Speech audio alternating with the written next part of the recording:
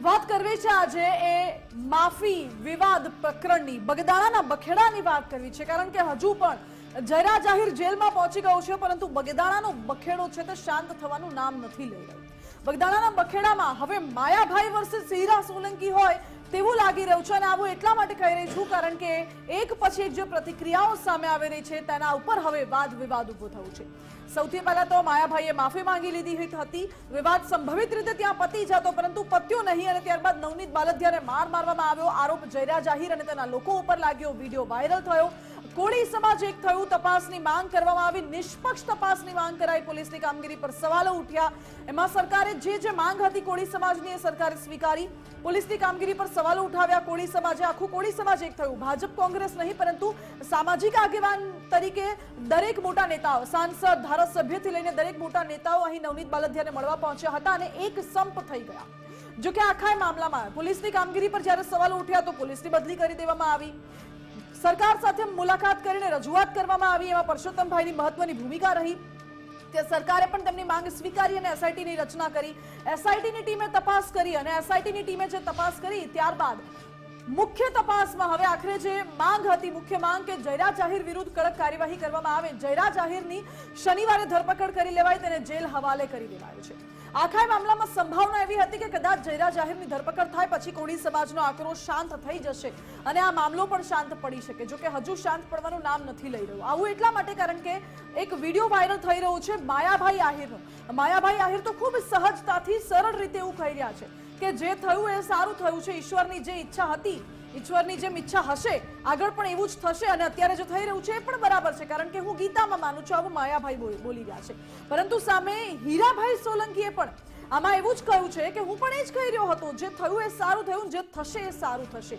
હવે હીરાભાઈ કયા પરિપ્રેક્ષ્યમાં બોલ્યા છે એ પણ સમજવું છે, કારણ કે આ આખા મામલામાં હીરાભાઈએ એવું પણ કહ્યું કે પહેલા તો 8 જેટલા લોકો નવનીતભાઈ બાલદિયાને મારે છે, પછી વિડીયો ઉતારે છે. અમારો રોષ આખા મામલાને લઈને હતો, એ વિડીયો ઉતાર્યો એને લઈને પણ રોષ હતો, એ ખોટું થયું છે. એટલે આખા મામલામાં હજુ શું રહી ગયું છે, હજુ ક્યાં કચાશ રહી ગઈ છે? પોલીસ, સરકારથી લઈને બધાએ માંગ સ્વીકારી લીધી કોળી સમાજની. જયરા જાહેર જેલમાં છે, અત્યારે ન્યાય મળી ગયો છે, તો પછી શું વાંધો છે? એ સવાલ પણ ઉઠી રહ્યો છે. મુદ્દાને લઈને વિસ્તારથી વાત કરવી છે પ્રતિપાલસિંહ. જો ચોક્કસથી માનસી, જે રીતે બગદાણાના બખેડાની વાત કરવામાં આવે તો છેલ્લા 1 મહિનાથી આ સમગ્ર મુદ્દો છે તે ચર્ચાઈ રહ્યો છે. બગદાણાના બખેડામાં એક બાદ એક ખુલાસા પણ થતા રહ્યા. જે રીતે નવનીતભાઈ આહિરને મારવામાં આવ્યો, સૌપ્રથમ જ્યારે તેઓ માયાભાઈ આહિરને ફોન કરતા હોય છે કે ભાઈ તમે જે યોગેશભાઈ સાગર છે તે અહીંયાના ટ્રસ્ટી નથી, તમે શા માટે તેમને મેનેજિંગ ટ્રસ્ટી ગણાવ્યા છે? મેનેજિંગ ટ્રસ્ટી ગણાવ્યા, તેમાં પણ જે વાંધો સામે આવ્યો હતો. ત્યારબાદ માયાભાઈને એમ લાગ્યું કે હવે આ મુદ્દો મારે માફી માંગી લેવી જોઈએ. જે રીતે મુંબઈમાં ડોંબિવલીમાં ત્યાં કાર્યક્રમ કરવામાં આવ્યો હતો, ત્યારબાદ માયાભાઈથી ભૂલથી બોલાઈ ગયું હતું, તેઓએ સહજ ત્યાંથી માફી પણ માંગી લીધી હતી કે હા ભાઈ હું મારી ભૂલ થઈ છે, માફી માંગુ છું. ત્યારબાદ કદાચ તેમના પુત્રને એવું ખોટું લાગ્યું કે મારા પિતાશ્રી જોડે આ ભાઈએ માફી મંગાવી છે, અને પિતાશ્રી જોડે માફી કેમ મંગાવી, ત્યારબાદ તેઓએ ફોન કર્યો હતો કે ભાઈ મારે તમારી જોડે મળવું છે, એક પ્રસંગમાં હું આવ્યો છું, ત્યારબાદ મળું છું. પરંતુ ત્યારબાદ તેઓ તો ના આવ્યા, પરંતુ 3-4 કલાક પછી જે નવનીતભાઈ જણાવે છે કે સૌપ્રથમ તેમનો જે દીકરો ટ્રેક્ટર હંકારતો હતો તેને રોકવામાં આવ્યો. ત્યારબાદ થોડા ક્ષણ પછી તેઓ બાઇક ઉપરથી જઈ રહ્યા હતા અને તેઓને ત્યારબાદ મારવામાં આવ્યો હતો. એટલે એક બાદ એક જે રીતે આ ઘટનાઓ સામે આવી, ત્યારબાદ પોલીસમાં પણ જે રીતે તેઓએ અરજી આપી હતી અને કહેવામાં આવ્યું હતું કે ભાઈ આમાં મુખ્ય જે આરોપી છે એ બીજું કોઈ નહીં પરંતુ જયરા જાહેર છે. અને તે પણ એક નવાઈની વાત છે માનસી કે આટલા 20-25 દિવસો વીતી જાય છે, પીઆઈની બદલી કરી દેવામાં આવે છે, પરંતુ એસઆઈટી છેલ્લે 25 દિવસ પછી જે મુખ્ય આરોપી તરીકે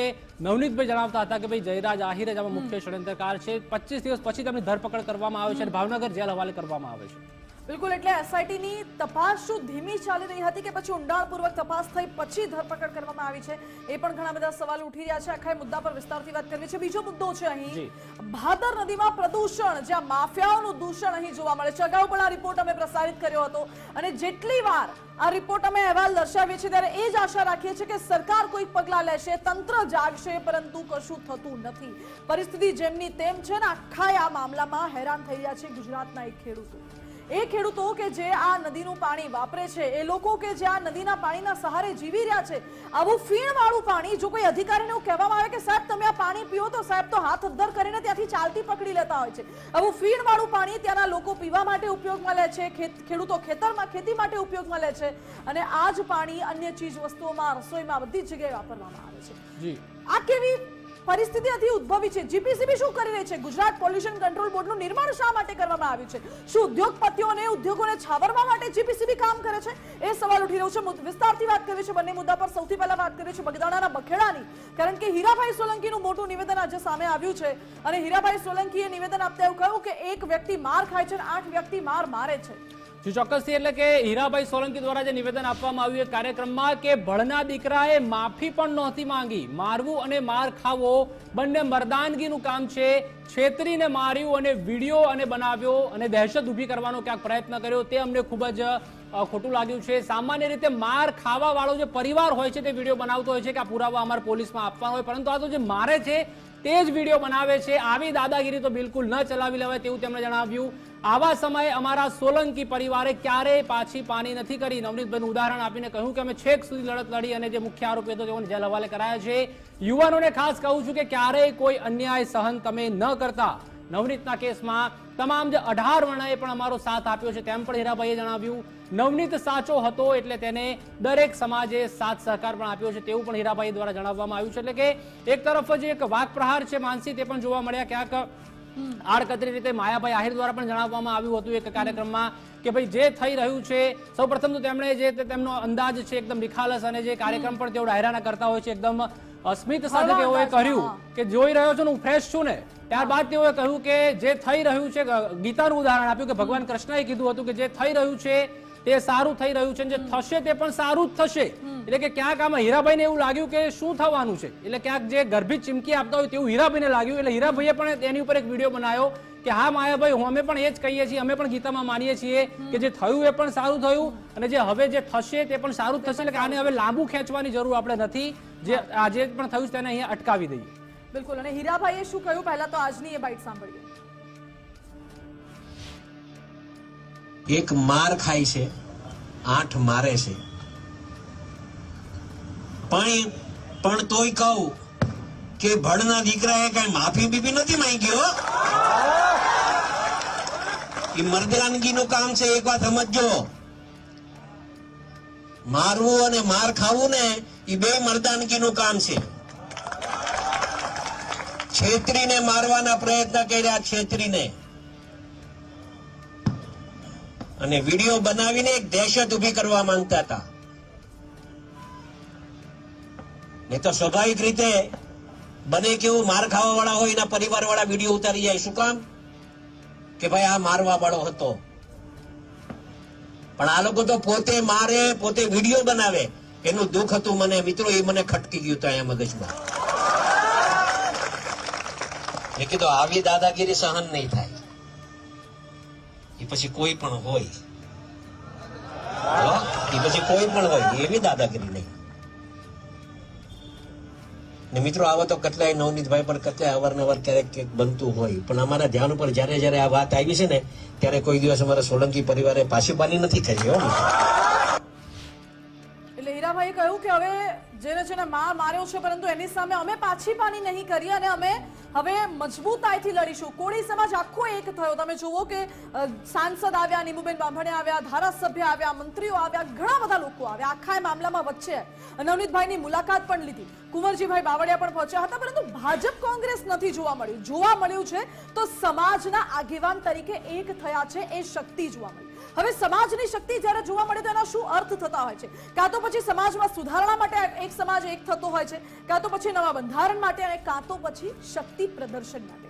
સવાલ એ છે કે શું આ શક્તિ પ્રદર્શન હતું કોળી સમાજનું?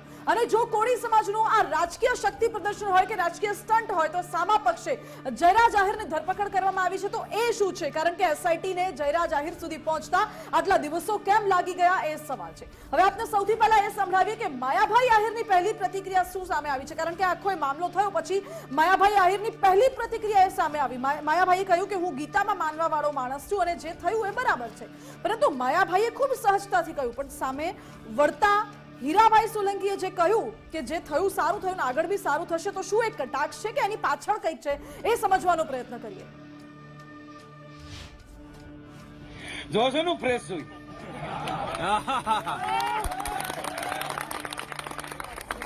કારણ કે હું ગીતાને માનું છું, ભગવાનને માનું છું. જે અર્જુન જે થઈ રહ્યું છે એ બરાબર થઈ રહ્યું છે. અને જે થયું એ પણ બરાબર થયું છે અને જે થશે એ પણ બરાબર. બસ આ દ્વારકાધીશ કે હું નહીં. કે જે થઈ રહ્યું છે એ સારા માટે થઈ રહ્યું છે, જે થશે એ પણ સારા માટે જ થશે. આ વાસ્તવિકતા છે, કેમ કે ઈશ્વરનો સંકેત એવો કંઈક હોય છે. આપણે કંઈક ખોટું કરીએ તો ઈશ્વર એટલા માટે જે થઈ રહ્યું છે સારા માટે થઈ રહ્યું છે એટલામાં સમજી જવાનું હોય કે આટલામાં રોકાઈ જવાનું હોય, આગળ વધાય નહીં. અને એના માટે આ થઈ રહ્યું છે એ સારા માટે થઈ રહ્યું છે, થશે એ બી સારું જ થશે. અને હવનું ઈશ્વર તો ક્યાંક એકબીજા ઉપર કટાક્ષ કરતા હોય, ક્યાંક વાત પ્રહાર કરતા હોય, ક્યાંક શીત યુદ્ધ થોડુંક ચાલી રહ્યું હોય, બિટવીન ધ લાઇન સમજવાની આ જરૂર છે અને તે જ જોવા મળ્યું. આગળ વાત કરીએ તો ભાવનગર જિલ્લા જેલમાં જયરાજ આહિરની હવે ક્યાંક મુશ્કેલીઓ પણ વધી છે, કારણ કે 3 દિવસથી જે જયરાજ આહિર છે તે જેલનું ભોજન લઈ રહ્યા છે. જયરાજ આહિરને હાલમાં જનરલ બેરેકમાં જ રાખવામાં આવ્યા છે. જયરાજ આહિરને કોઈ અલાયદો બેરેક ફાળવવામાં આવ્યો નથી. જયરાજના પરિવારજનો એટલે કે માયાભાઈ એન્ડ ફેમિલી દ્વારા પણ જે અરજી કરવામાં આવી હતી કે ભાઈ તેને ઘરનું ભોજન મળે, ઘરનું ટિફિન મળે, પરંતુ તે અરજી પણ ક્યાંક હજી ગ્રાહ્ય રાખવામાં આવી નથી. બગદાણા વિવાદમાં જયરાજને શનિવારે જેલ ભેગો કરાયો છે. તો વધુ માહિતી માટે સંવાદદાતા કુનાલ બારણબાળ આપણી સાથે જોડાઈ ચૂક્યા છે, જે શરૂઆતથી ગ્રાઉન્ડ ઝીરો રિપોર્ટ આપણને બતાવતા આવ્યા છે.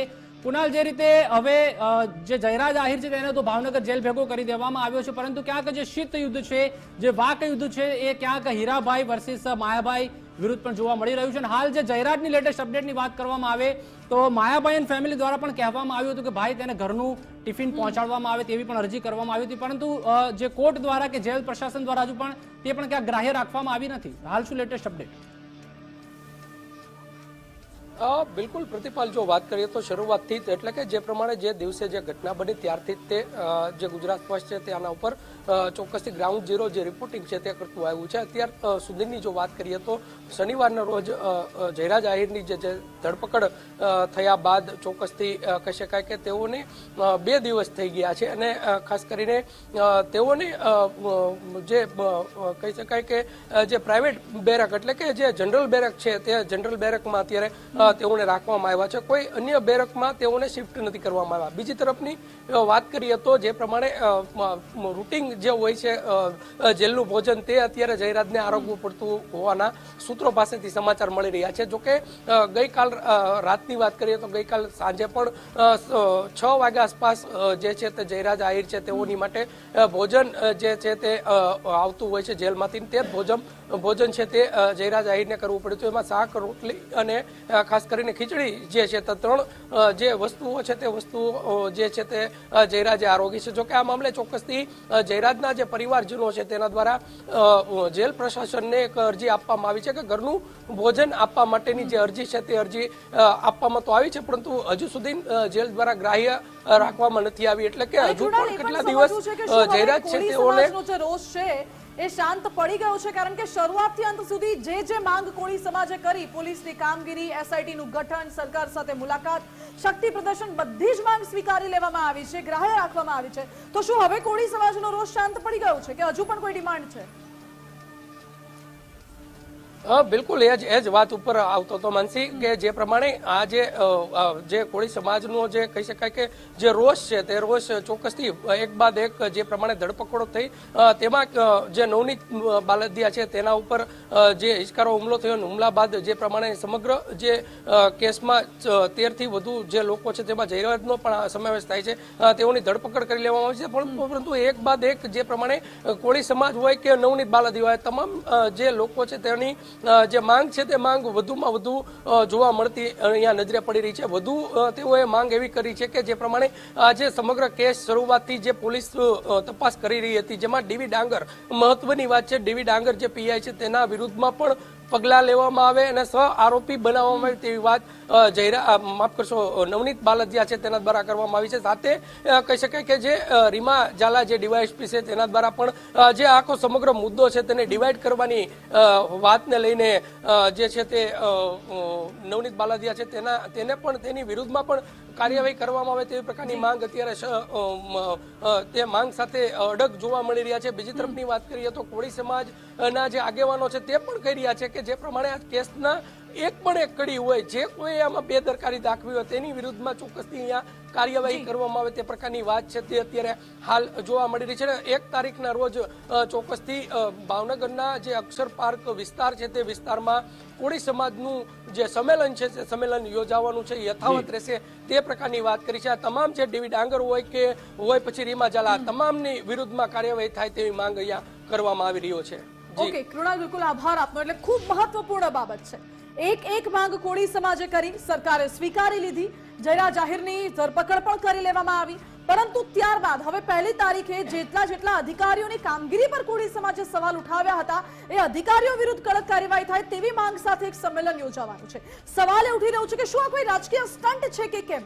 એક તરફ કોળી સમાજ આખો એક થયો છે, શક્તિ પ્રદર્શન કર્યું છે. તો અગર યાદ હોય તો થોડા સમય પહેલા રાજકોટમાં પણ એક કોળી યુવક પર આ પ્રકારે માથાકૂટ થઈ હતી, હુમલો થયો હતો. તો રાજકોટમાં કોળી સમાજના યુવક પર હુમલો થાય છે ત્યારે કોળી સમાજ આગળ નથી આવતું, પરંતુ અહીં માયાભાઈ આહિરનો પુત્ર સામેલ છે, એટલે આ કેસમાં શું શક્તિ પ્રદર્શન ચાલી રહ્યું છે એ સવાલ છે.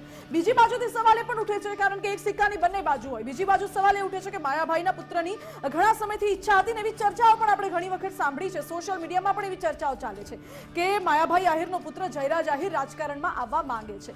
તો એસઆઈટીની તપાસને આટલો સમય થયો, એની પાછળનું કારણ શું હતું? કે પછી શું અહીં પણ ક્યાંક રાજનીતિ ચાલી રહી છે કે રાજકીય સ્ટન્ટ છે? એ પ્રકારના ઘણા બધા સવાલો ઉઠી રહ્યા છે, પરંતુ આગામી સમયમાં તપાસના અંતે કદાચ ઘણા બધા સવાલોના જવાબ સ્પષ્ટ થઈ શકે છે અને આખું ચિત્ર પણ આગામી સમયમાં સ્પષ્ટ થાય તેવી શક્યતા છે.